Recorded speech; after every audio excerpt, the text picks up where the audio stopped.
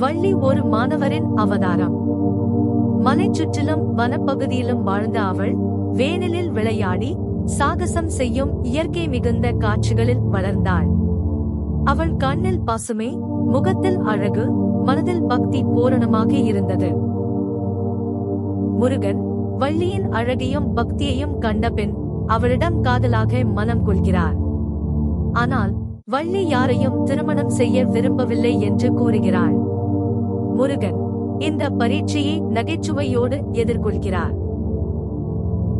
முருகன் முதலில் ஒரு வயதான முனிவராக மாறி வள்ளியை பரிசோதிக்கிறார். பின்னர் வெறும் பயமுறுத்த வள்ளியிடம் ஒரு யானையாக மாறி வருகிறார். பயந்த வள்ளி தயவு செய்து எனக்கு துணையாக ஒருவன் இருந்தாலே போதும் என்று கூறுகிறாள். அதில் முருகன் உடனே தன்னை காட்டிக் கொள்கிறார். முருகனின் இயற்கையும் உண்மையான முகமும் தெரிந்தவுடன் வள்ளி தனது அகங்காரத்தை விட்டு முருகனிடம் தன்னை அர்ப்பணிக்கிறார். அவரின் திருமணம் தெய்வீக பான்மையுடன் நிகழ்கிறது.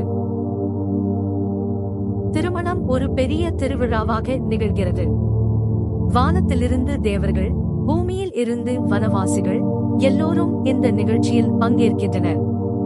வள்ளி திருமணத்தில் முருகன் ஒரு பாகவதனாகவும் காதல் தேவனாகவும் தோன்றுகிறார்.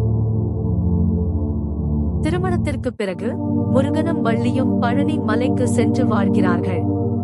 அங்கே பக்தர்களுக்கு அருள் வழங்கும் தெய்வமாக வள்ளியும் சேர்ந்தார். பழனி மலையின் மலைப்புற வீதிகளில் வள்ளியின் உருவம் பக்தர்களை கவர்கிறது.